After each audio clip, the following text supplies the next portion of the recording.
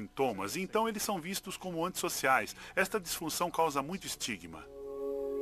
Dee se isolou do mundo. Ele se sentia alienado, marginalizado. Mas mesmo sozinho, a intimidade continua a ser um problema para ele. Sinto falta de ter um relacionamento. Relações sexuais são simplesmente impossíveis para mim. Se eu for beijar uma mulher, posso cair em cima dela e machucá-la. Não é bom. E se eu estiver fazendo amor, posso de repente dormir em cima da pessoa e ela pode não conseguir respirar e ela só vai conseguir ouvir o meu nariz assobiando. Só o fato de saber que tem essa condição já ajuda Dee a lidar melhor com a situação. Você gosta de me beijar, não gosta, garota? Você é a única que me beija. Não existe cura para a narcolepsia, nem para a cataplexia. O tratamento padrão ajuda. Ele consegue lidar com a doença, mas certamente não a cura. E não é tão eficaz como gostaríamos que fosse. Apesar disso, graças aos cuidados constantes de Karen, Dee começa a pensar em ter uma vida social. Hoje ele vai fazer uma viagem de um dia até Londres. Milhões de pessoas vêm de todas as partes do mundo para cá todos os anos. Você está bem? Embora o local fique apenas meia hora da casa onde Dee mora, para ele é algo quase fora de alcance. Eu não venho para essa região de Londres há quase 30 anos. A alegria pode ser demais para ele, mas eu acho que ele vai se dar essa chance. Onde seriam as propagandas, inserimos mais informações para você. E Divaldo, como então no dia a dia, no cotidiano, como separar, como saber quando o pensamento é meu ou quando ele vem de um espírito? Se nós estamos tranquilos e começamos a reflexionar, é naturalmente um pensamento do próprio indivíduo. Mas às vezes nós estamos pensando uma coisa curiosamente tranquila e há uma interferência, como que dispara uma flecha mental e aquilo interfere. É um pensamento perturbador. Outras vezes estamos numa angústia e de repente vem uma calma e logo uma ideia tranquila. Allan Kardec, abordando a questão, refere-se que muitas vezes em nossos conflitos estamos em dúvidas ante uma decisão e não sabemos quando o pensamento é nosso ou quando ele é inspirado.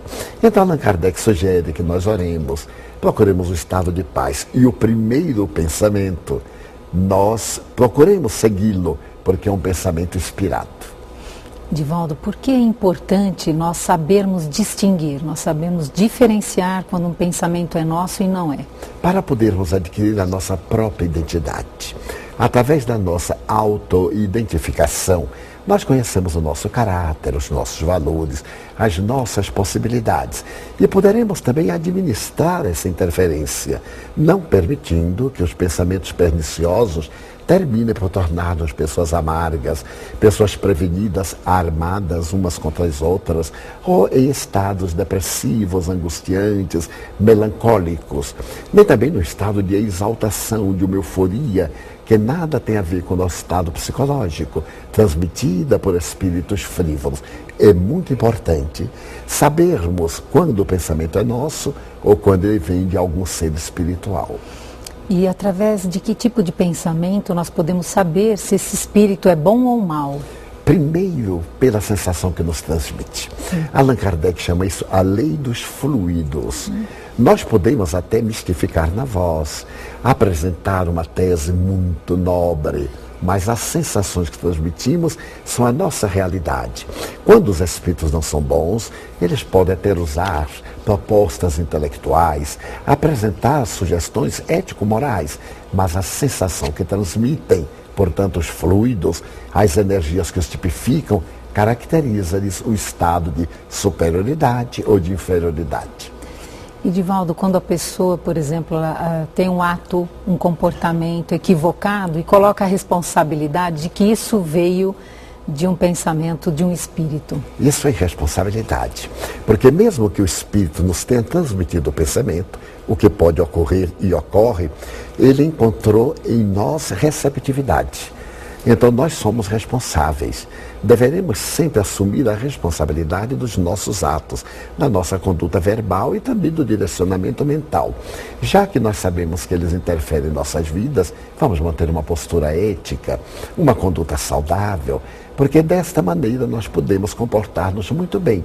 E quando ocorrer, é normal que ocorra algum momento infeliz, assumirmos as responsabilidades e nos desculparmos perante aquele a quem nós hajamos magoado, levado a uma situação deplorável. E se houve um prejuízo, procurarmos reparar. E de que maneira, Divaldo, nós podemos, através dos pensamentos, atrair os bons espíritos e afastar os maus? Aliás, Jesus, numa bela frase, diz que as boas e as más palavras procedem do coração. O coração no sentido da emotividade, não era do órgão cardíaco. Se nós nos habituarmos a pensamentos saudáveis, mesmo com as nossas preocupações domésticas, sociais e humanas, naturalmente haverá uma ressonância no mundo espiritual. Se criarmos o hábito salutar de pensar nas coisas boas, boas no sentido de edificantes, aquelas que promovem o indivíduo, como diria Allan Kardec, de conteúdo moral, que tem a ver com as leis de Deus, então nós atrairemos espíritos superiores. Conforme você vai falando, me sugere também uma passagem onde André Luiz, um espírito que Chico Xavier psicografou tantas vezes, tantos livros, ele fala da casa mental. Então nós podemos fazer uma analogia, uma metáfora de que nós cuidamos das portas e das janelas da nossa casa. E na casa mental é importante fazermos a mesma coisa, cuidarmos das portas e das janelas.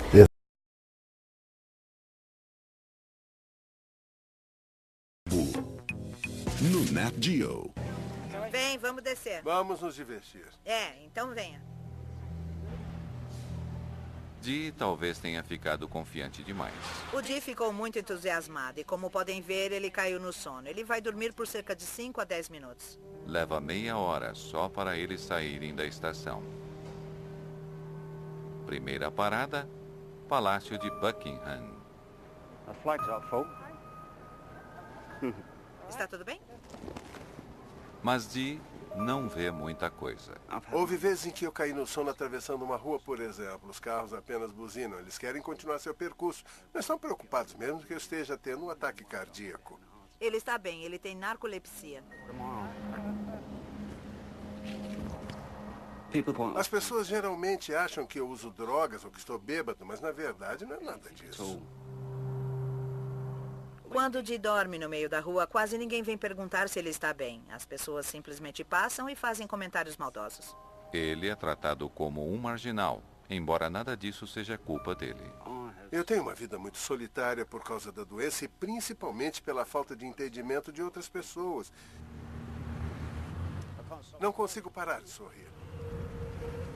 Dee está aprendendo a conviver com sua condição e aceitar quem ele é. Eu sei quem eu sou e a narcolepsia e a cataplexia são parte da minha personalidade. Larry Bissonette está fora de sua zona de conforto. Larry, pare com esse barulho! Ele está comprando uma calça. Quem quebrou isso? Você quebrou! Isso! Bom trabalho! Uma calça! Ah, você vestiu a calça? Sim! Ficou grande! Mas Larry não consegue encontrar uma calça que sirva nele. Deixa pra lá! Deixa pra lá! Deixa pra lá! Deixa pra lá! Me dá outra calça! Larry, quem quebrou isso? O que achou dessa? Ficou grande!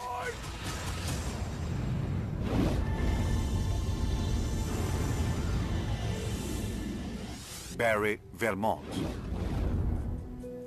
Em Barry, Vermont, Larry parece estar perdendo a luta para uma calça. Larry, para com esse barulho! Ele já experimentou todas do tamanho dele. Modelo errado!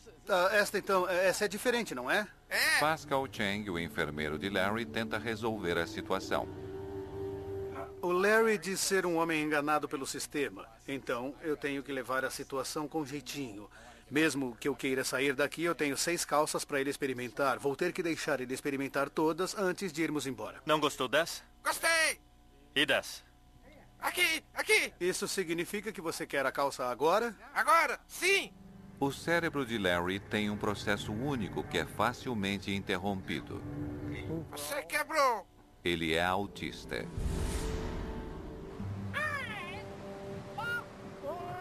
O comportamento dele fica mais radical quando ele sai de sua rotina, quando precisa se ajustar a alguma mudança ou a um novo ambiente. Às vezes a voz dele fica muito alta e isso provavelmente assusta as pessoas. As pessoas simplesmente não sabem como interagir com isso e acham que alguma coisa está muito errada. Ei! Para com esse barulho! As pessoas geralmente interpretam o comportamento de Larry como ameaçador e desafiador. Ele é tratado como um excluído social. Quem quebrou isso? As pessoas que sofrem de autismo são discriminadas. Elas são vistas como estranhas, mentalmente retardadas, frias, egoístas, pessoas sem empatia. Não se trata de uma pessoa que escolheu ter autismo. Eles estão agindo de maneira totalmente apropriada para como o cérebro deles funciona. O comportamento dessas pessoas é normal para o cérebro delas, mas o mundo não entende isso. Alguém quebrou!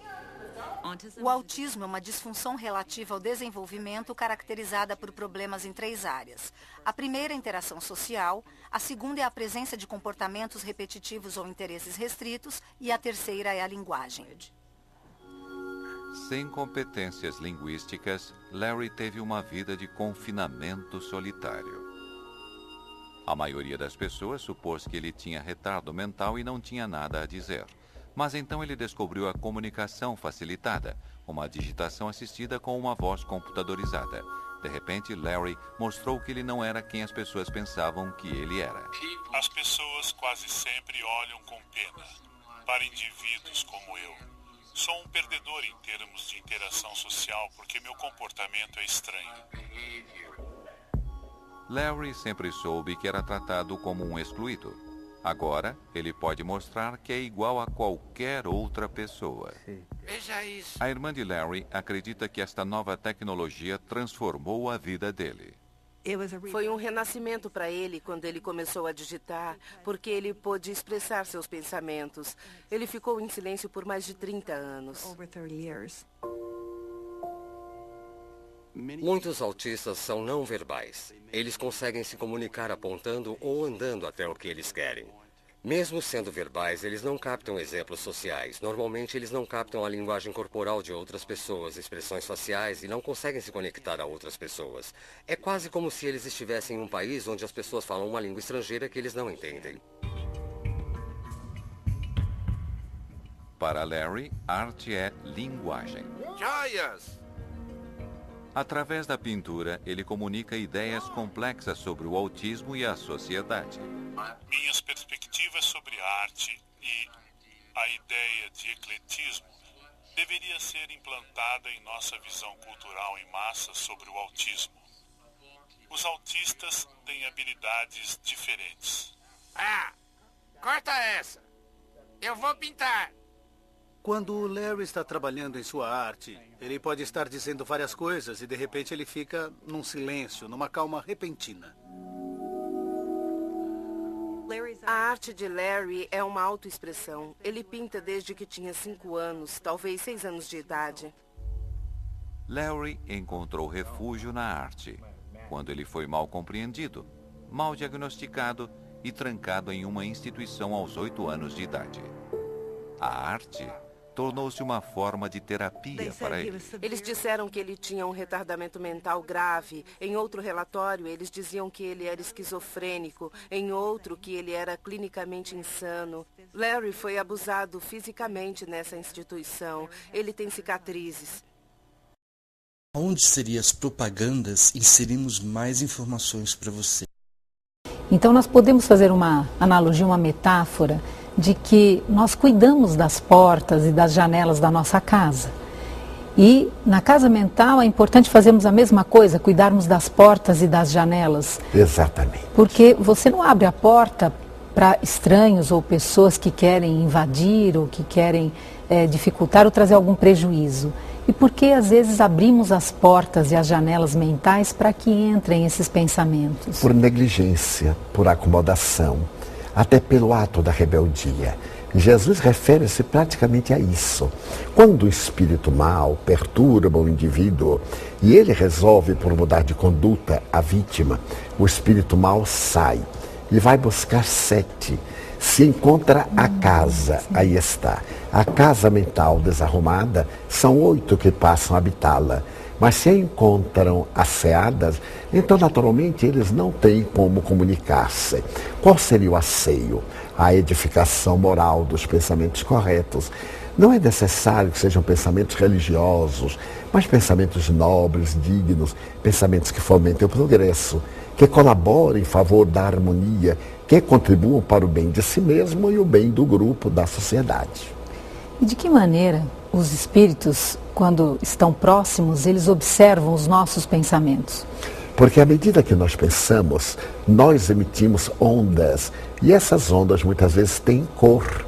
Curiosamente, quando se trata de um espírito muito perturbado, ele não tem a capacidade de identificar, mas ele sente uma atração, como do aço que atrai pedaços de ferro.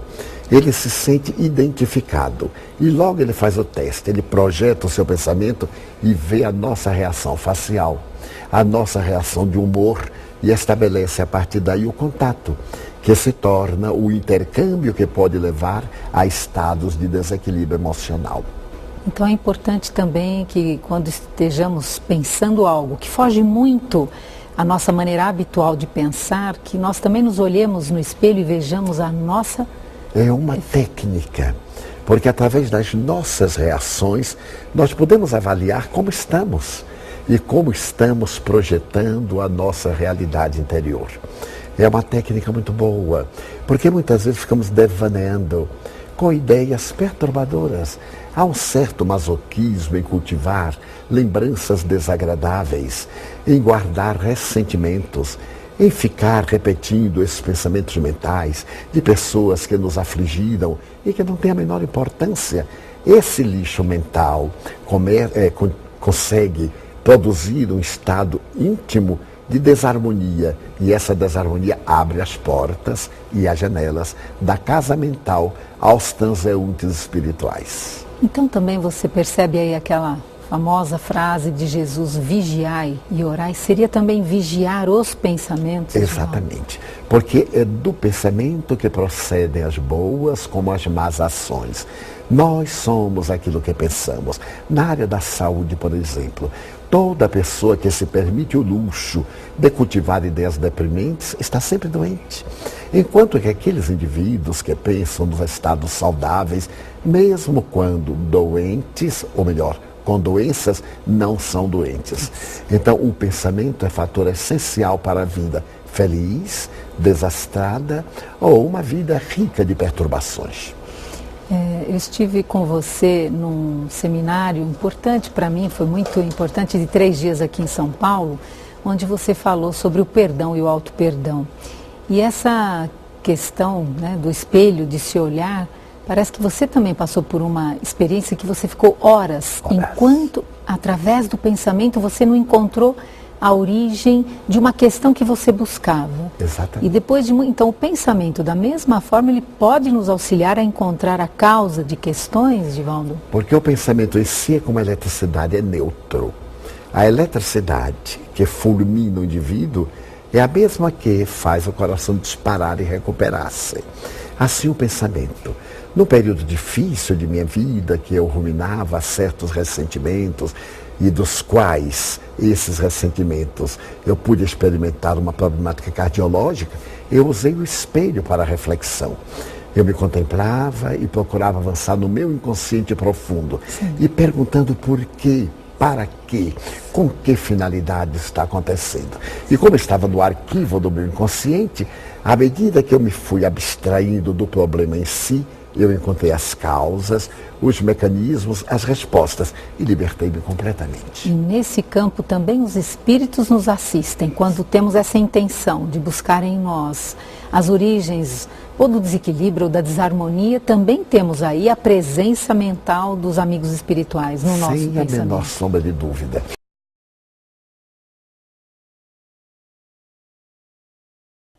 Passou por um inferno.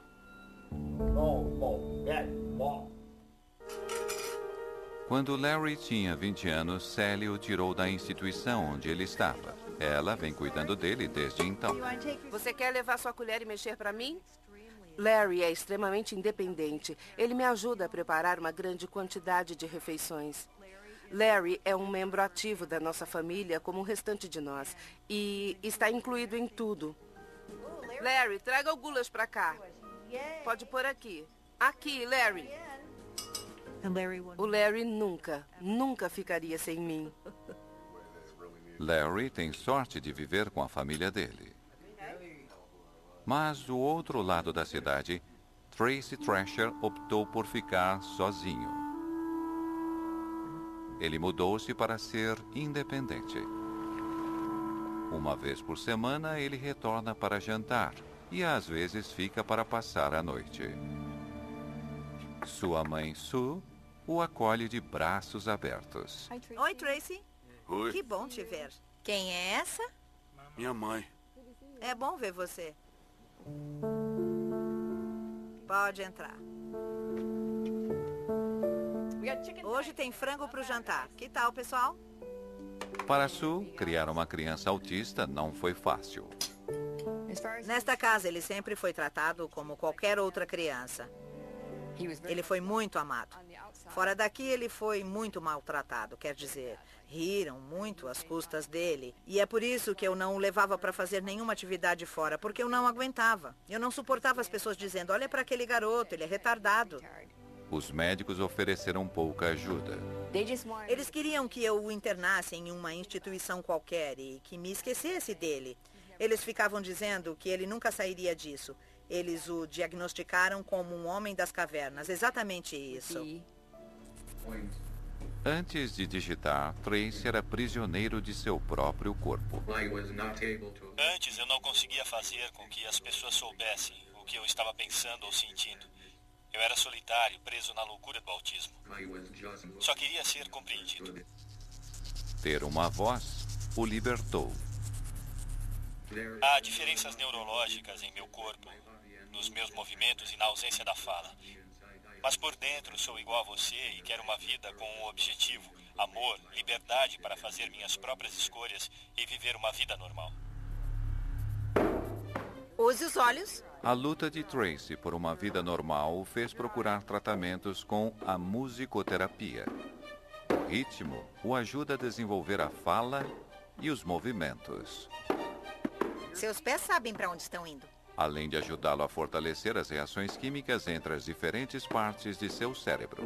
Um dos conceitos mais errados sobre o autismo é que uma vez diagnosticada com autismo, a pessoa vai ser daquele jeito pelo resto da vida. Vai ser permanentemente incapaz, deficiente e nunca terá a chance de ter uma vida normal. Mas os autistas podem se desenvolver com um tratamento apropriado. Por incrível que pareça, Tracy desafiou sua condição de outra maneira. Ele fez um amigo, Larry. Onde seriam as propagandas, inserimos mais informações para você. Nesse campo também os espíritos nos assistem quando temos essa intenção de buscar em nós as origens ou do desequilíbrio ou da desarmonia. Também temos aí a presença mental dos amigos espirituais no nosso pensamento. Sem a menor sombra de dúvida, porque o amor que esses espíritos nobres nutrem por nós é tão grande que toda vez quando nós lhes ensejamos uma oportunidade, eles a cercam-se, nos inspiram-nos e conduzem-nos.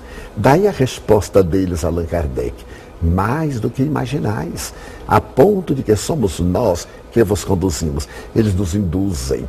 Muitas vezes no estado de paz, nós temos um insight. Este insight, essa iluminação, é a presença de um espírito bom, dando-nos uma ideia oportuna, que nós poderemos aplicar na primeira oportunidade.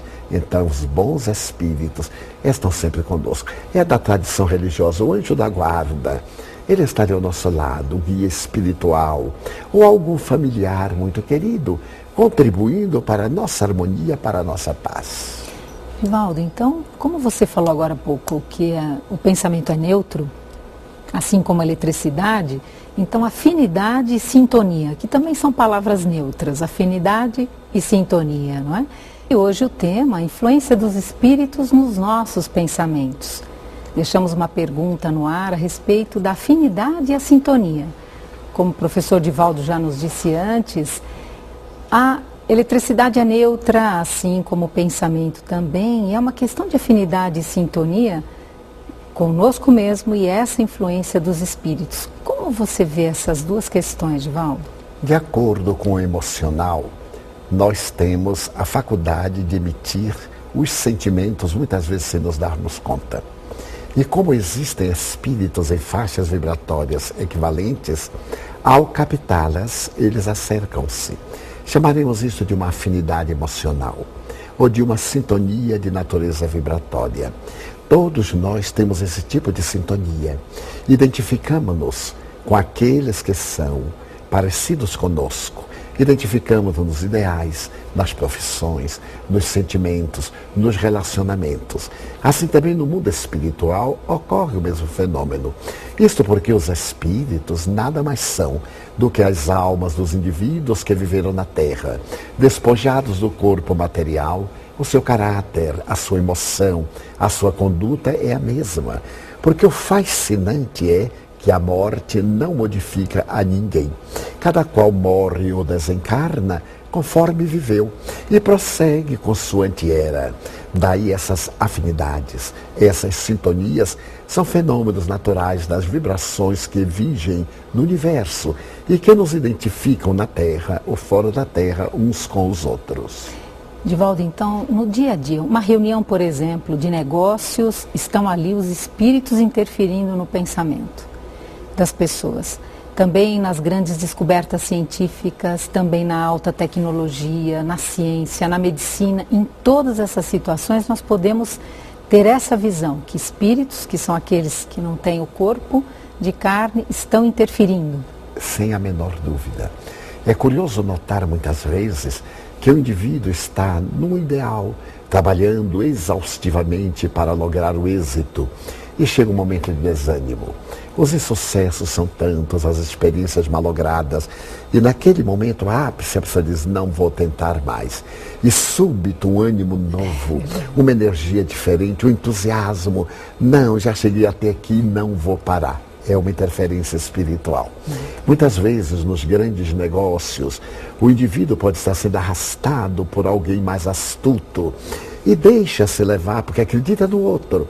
E súbito, em face da sua vida superior, de conduta nobre, ele para e diz algo, parece que não está bem. Ele pressente. Este pressentimento é uma intuição, é uma interferência de um espírito bom na sua vida.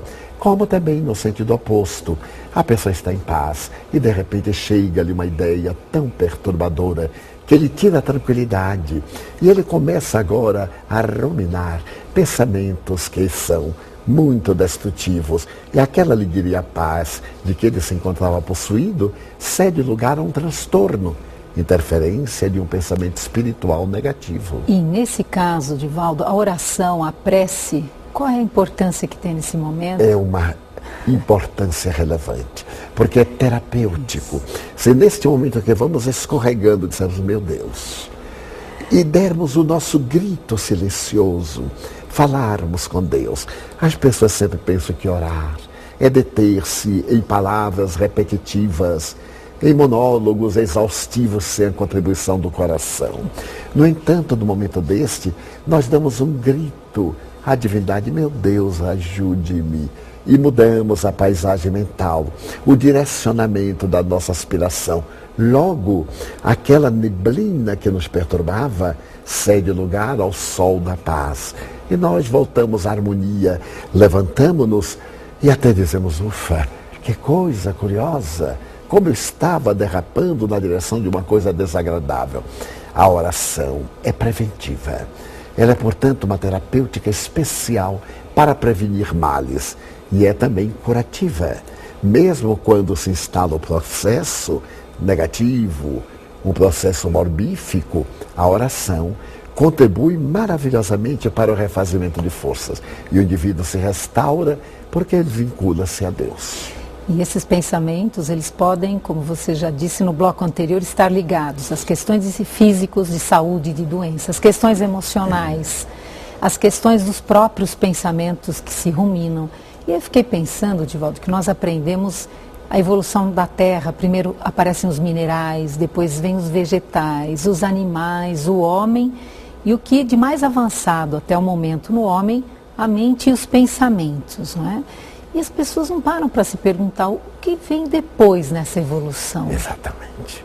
Vem a intuição, o estado de vinculação psíquica com o cosmo. Um dos grandes terapeutas neuronais, o Dr. Robert de Rops, que foi discípulo de Pedro Ouspensky, que foi discípulo de Gurdjieff, dizia que na criatura humana há um estágio de consciência. Ele dizia que era o 5º nível de consciência, a consciência cósmica. Nós vamos encontrar isso aqui na Terra. O apóstolo Paulo, em determinado momento, já não sou eu quem vive, é Cristo. Madre Teresa de Calcutá, eu sou um lápis na mão de Deus. Sim. Chico Xavier, eu sou um amanuense dos espíritos. Pasteur, a minha vida é a caça ao micróbio. Então esse é o pensamento cósmico. Nós saímos do raciocínio extraordinário, da razão de natureza horizontal, para alcançar agora a grande vertical do pensamento divino. É o período da intuição, em que a verbalização escrita, o oral, cede lugar à onda do pensamento. E que dizer aqueles, Divaldo, que colocam a culpa em Deus pelos pensamentos? Como Deus permite que os maus espíritos possam atrapalhar os meus pensamentos, Divaldo?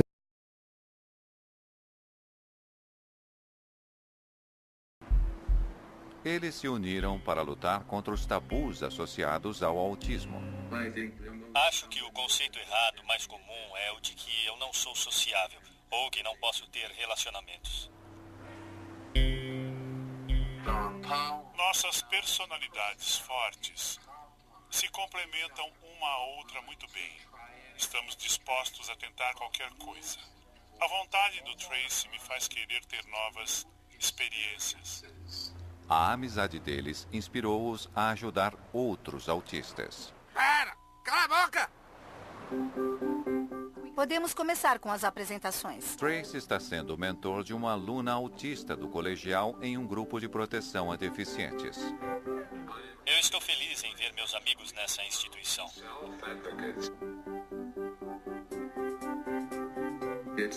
É um erro comum das pessoas acharem que não conseguimos pensar, que agimos sem fazer ideia do que está ao nosso redor e sem querer nos envolver e fazer parte da vida.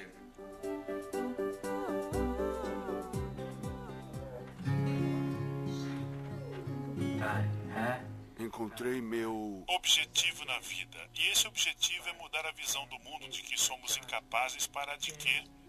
Nós somos capazes. Por incrível que pareça, Larry e Tracy viajaram pelo mundo espalhando sua mensagem. Eles até fizeram um documentário sobre sua experiência em palestras nos Estados Unidos. Eu quero ter a chance de falar um pouco sobre o quanto isso significa para mim. Oi.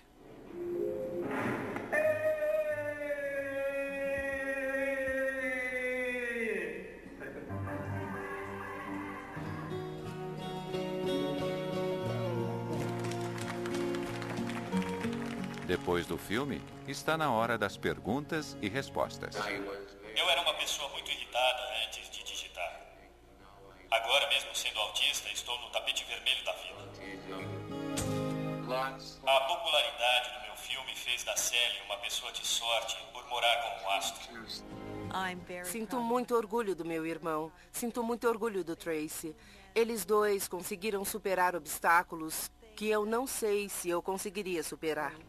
Tantas vezes mal compreendidos, esses dois amigos agora desafiam as normas da sociedade perguntando: tratar as pessoas como excluídos não é tabu? Você, como uma pessoa supostamente não deficiente, consegue me ver como eu realmente sou? Sem olhar para o autismo, mas sim... Para mim, este é o Tracy de verdade. E que dizer aqueles, Divaldo, que colocam a culpa em Deus pelos pensamentos? Como Deus permite que os maus espíritos possam atrapalhar os meus pensamentos, Divaldo? Da mesma forma que permite que os bons possam contribuir em favor dos pensamentos saudáveis. Deus estabelece leis de harmonia. A nossa opção pessoal, o livre-arbítrio, é que vai de encontro com aquilo que pode nos acontecer de bom ou de mal. Quem é que não sabe que os maus pensamentos corrompem os sentimentos? Todos sabemos, pelo óbvio, que podemos esperar do pântano, senão podridão, miasma e morte.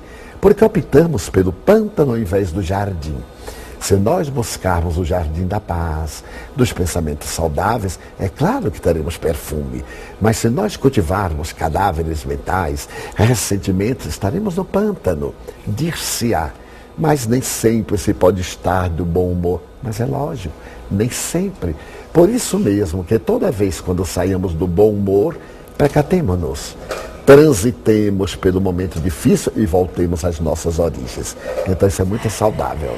Voltando, porque vem ao meu pensamento a lembrança desse seminário que estivemos juntos e eu gostei muito quando você na época disse que quando vier um pensamento ou um sentimento, tenha, mas não mantenha. Exatamente. Porque é uma maneira também de você não rechaçar. Então ele vem, porque muitas vezes no dia a dia, você acabou de falar, uma contrariedade, exato, uma dificuldade, filhos, trabalho, casa, relacionamento, cônjuge, mãe, pai.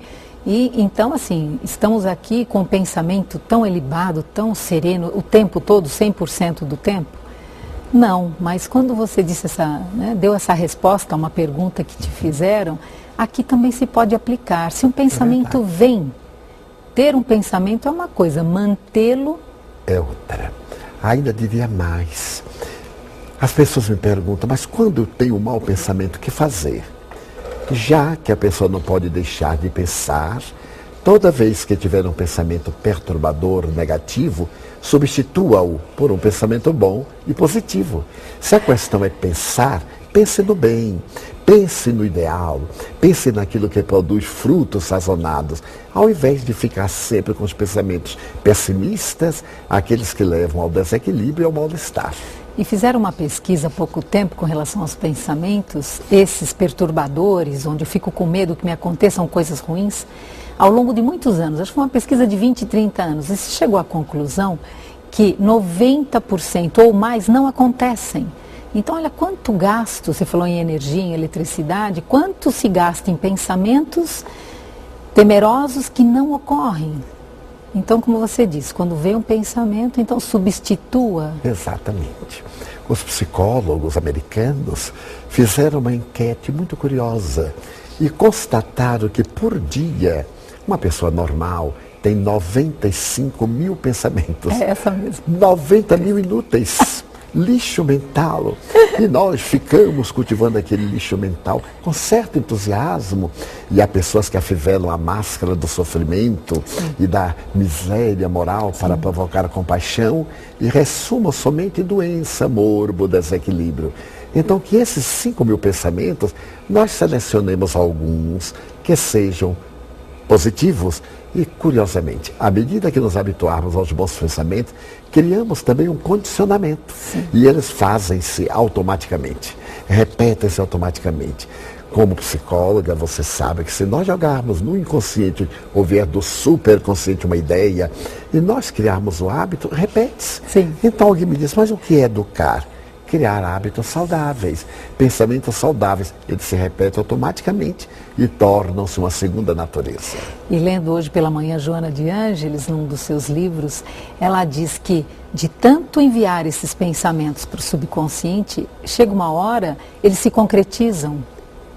Não é? Então, pensamentos positivos vão criando forma, porque existe a forma pensamento. Exatamente. O que é a forma pensamento? Essa onda que nós plasmamos com a força da nossa ideia.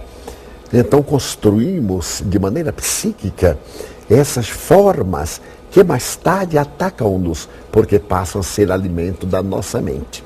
Em uma obra fantástica de Rochester, Abadia dos Beneditinos, por Vera Krianovsky, ele fala de um recanto na Espanha, um velho convento, onde indo-se, ia-se encontrar formas de pensamentos agressivos, esses miasmas, vibriões mentais, expressão muito comum no Espírito André Luiz, e que todos nós temos, mas também nós temos emissões superiores, que essas devemos cultivar para serem absorvidas. Então nós criamos a palavra psicosfera. Então em torno de nós, a mente produz uma psicosfera que nos nutre e que também se irradia. Daí pensai nas coisas lá do alto, disse o apóstolo. Divaldo, muito obrigada pela tua presença, por esses esclarecimentos tão importantes.